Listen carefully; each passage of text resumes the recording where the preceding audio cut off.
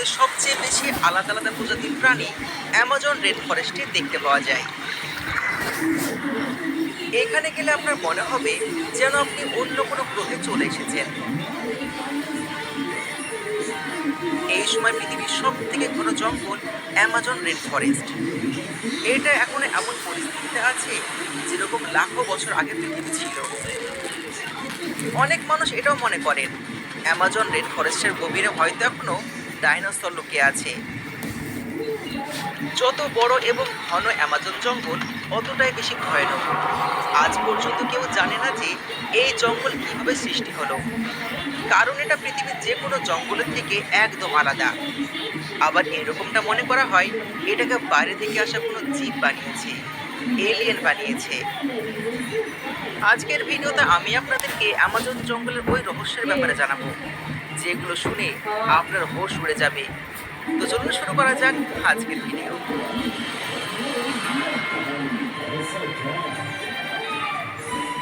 Amazon rain forest south আমেরিকার একটি অংশ।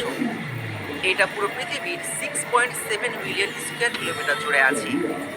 আর এই ভয়ানক জঙ্গলের সীমানা ব্রাজিল, কলম্বিয়া এবং পেরুতে সাউথ আমেরিকাতে শেষ হয়েছে। এই জঙ্গল এতটাই বড় এবং বিশাল যে যদি অ্যামাজন জঙ্গল একটা দেশ হতো তাহলে এরিয়া হিসাবে এটা পৃথিবীর 8ম সবচেয়ে বৃহত্তম দেশ হতো। আপনি এর সাইজের আন্দাজ এটা দেখে বুঝতে পারবেন এখানে ভারতের মতন 2টি এবং পাকিস্তানের মতন 7টি দেশ এঁটে যাবে। এই জঙ্গল এতটাই ঘন যে এর অনেক এলাকাতে আজ পর্যন্ত সূর্যের আলো পৌঁছতেই পারেনি। সূর্য তো দূরের কথা, এখানে যখন বৃষ্টিপাত হয় সে বৃষ্টির পানি নিচে নামতে 10 মিনিটের বেশি সময় লেগে যায়। আর পুরো বছরে এরকম একটা সপ্তাহ কাটে না যে এখানে বৃষ্টিপাত হয় না। আর এই কারণে এটাকে অ্যামাজন রেন ফরেস্ট বলা হয়।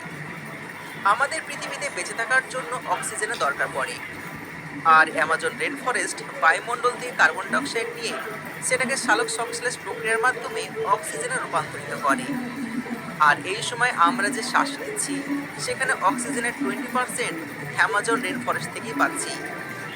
অ্যামাজন রেন ফরেস্টের এই অংশে 1100-র বেশি নদী আছে। এর সাথে এখানে পৃথিবীর দ্বিতীয় সবচেয়ে বড় নদী আছে। 6400 কিলোমিটার লম্বা এই নদীকে অ্যামাজন রিভার বলা হয়। এই নদী সুন্দর হওয়ার সাথে সাথে দুনিয়ার সবচেয়ে বিপজ্জনক নদী। এই নদীতে এমন এমন প্রাণী আছে যা পুরো পৃথিবী ছাড়া শুধুমাত্র এই নদীতেই পাওয়া যায়।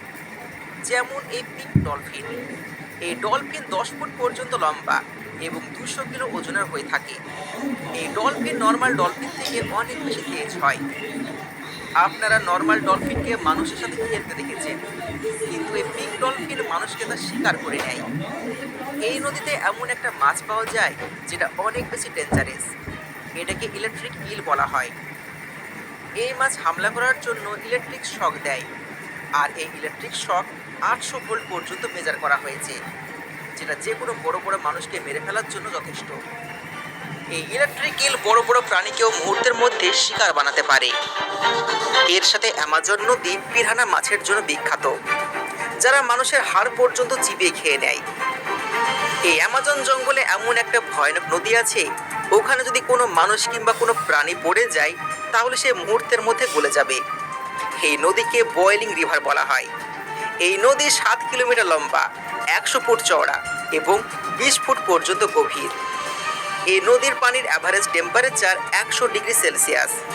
এর মানে এখানে যে কোনো খাবার জিনিস কয়েক সেকেন্ডের মধ্যেই সেদ্ধ হয়ে যাবে।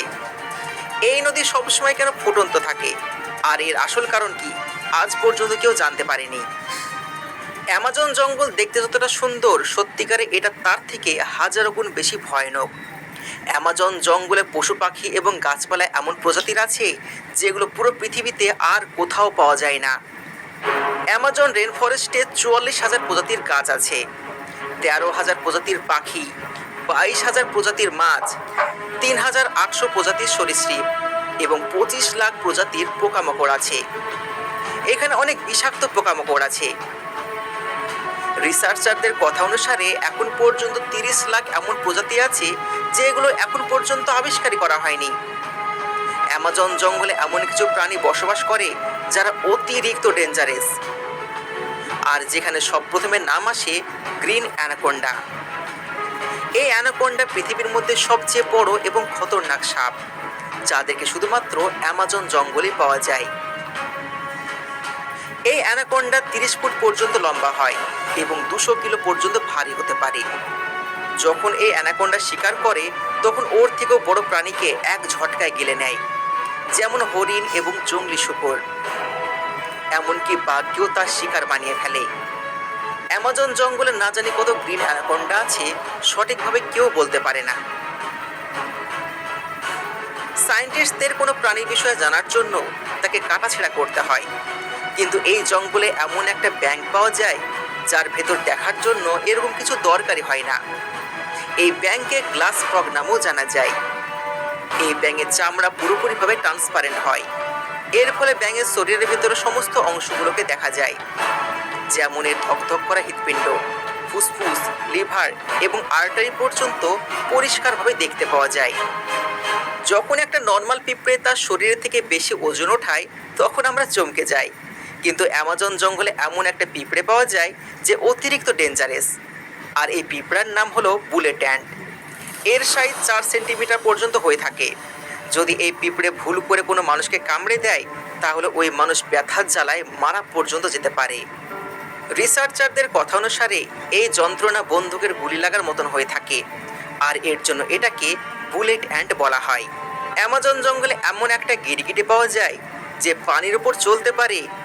এই গিরগিটিকে জিজেস লিজার্ড বলা হয়, আর এরা 3 ফিট পর্যন্ত লম্বা হতে পারে।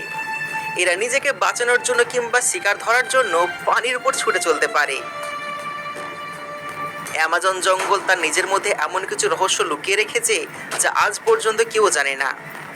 অনেক মানুষ তো এটাও মনে করে যে এই জঙ্গলে সোনার একটা শহর আছে, যেটা এই অ্যামাজন জঙ্গলে কোথাও লুকিয়ে রয়েছে। এরকম ডেঞ্জারাস পরিবেশ হওয়ার কারণে কেউ ওটা খোঁজার সাহস করতে পারে না। ডিসেম্বর 2020-তে নাসার একটা স্যাটেলাইট অ্যামাজন জঙ্গলের উপর ছিল আর একটা ফটো ক্যাপচার করে, আর ওখানে তারা সোনার কেল্লা দেখতে পায়। কিন্তু কিছুদিন পর ওই ফটোকে আনঅফিসিয়াল বলে ঘোষণা করা হয়। এবার সত্যি সত্যি কি ওখানে সোনার শহর আছে নাকি এটা একটা কাহিনী, এটা আজ পর্যন্ত একটা রহস্যই হয়ে থেকে গেছে।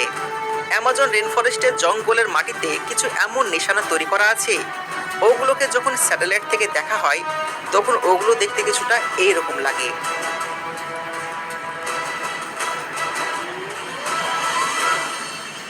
এগুলোকে জিওগ্লিফস বলা হয়। এগুলোর আকার এতটাই বড় হয় যে যখন এর মধ্যে কোনো মানুষ দাঁড়িয়ে থাকে তো সে বুঝতেই পারে না যে সে একটা খাস নিশানার উপর দাঁড়িয়ে আছে। পেরুতে এরকম কিছু দেখতে পাওয়া যায়, আর ওটাকে নাজগা লাইন বলা হয়। অ্যামাজন জঙ্গলে 400-এর বেশি এরকম জিওগ্লিফস আছে। এর মধ্যে কিছু তো 2 কিলোমিটার পর্যন্ত লম্বা। এগুলোকে কবে, কে এবং কিভাবে বানালো এটা আজ পর্যন্ত রহস্য হয়ে আছে। পশু, পাখি এবং গাছপালা ছাড়াও এই জঙ্গলে 400-এরও বেশি বস্তি আছে, যেখানে টোটাল 30 মিলিয়ন মানুষ বসবাস করে। এরা বিগত কয়েকশো বছর ধরে এখানে বাসা বাঁধছে। এখানকার কিছু উপজাতি এরকমও আছে যারা আজ পর্যন্ত বাইরেকার কথা জানে না। যদি বাইরে থেকে কোনো মানুষ এদেরকে দেখতে আসে তাহলে এরা এমনভাবে রিয়্যাক্ট করে যেন এলিয়েন চলে এসেছে। অ্যামাজন রেনফরেস্টের মাটি পৃথিবীর মধ্যে সবচেয়ে উর্বর মাটি মনে করা হয়। হাজারো বছর আগে পৃথিবীতে যে উল্কাপিণ্ড পড়েছিল ওর থেকে যে রেডিয়েশন বের হয়েছিল এটা এই অ্যামাজন জঙ্গলকে উর্বর করতে সাহায্য করেছে। যদি আমরা বাইরে থেকে দেখি তাহলে ক্লিয়ারভাবে বুঝতে পারবো অ্যামাজন রেনফরেস্টের গাছপালা এবং বাইরের গাছপালা সম্পূর্ণ আলাদা। অ্যামাজন রেনফরেস্টের মধ্যে এমন কিছু খাস বন জঙ্গল এবং গাছ আছে যেগুলো পুরো পৃথিবীতে আর কোথাও দেখতে পাওয়া যায় না। এর সাথে অ্যামাজন রেনফরেস্টের সবচেয়ে গভীরতম জায়গায় কী আছে ওটা আজ পর্যন্ত কোনো মানুষ জানে না, কারণ ওটাকে আজ পর্যন্ত কেউ ভালো করে দেখতেই পায়নি। হতে পারে উল্কাপিণ্ডর কারণে এখানে পুরো একটা আলাদা দুনিয়া হয়ে গেছে। এখানকার গাছপালা বাকি যে কোনো জঙ্গলের থেকে বেশি ঘন। কিন্তু কিছু কিছু মানুষ পৃথিবীর সবচেয়ে দুর্লভ এবং দামি জঙ্গলকেও নষ্ট করার জন্য উঠে পড়ে লেগেছে। এখানকার জঙ্গল কেটে ধ্বংস করে দিচ্ছে, এটা জানার পরেও যে এই জঙ্গল পুরো পৃথিবীর জন্য কত বেশি ইম্পর্টেন্ট। একটা রিপোর্ট অনুসারে এখন পর্যন্ত অ্যামাজন জঙ্গল তার 20%-এর থেকে বেশি অংশ হারিয়ে ফেলেছে। যদি এরকমভাবে চলতে থাকে তাহলে ধীরে ধীরে এই জঙ্গলকে সাফ করে এখানেও বড় বড় বিল্ডিং তৈরি করে দেবে, যার ফলে এই সমস্ত অবলা প্রাণীর ঘর ধ্বংস হয়ে যাবে, মানুষ মরে যাবে। আসুন আমরা বেশি বেশি করে গাছ লাগাই এবং গাছ কাটা থেকে বিরত থাকি।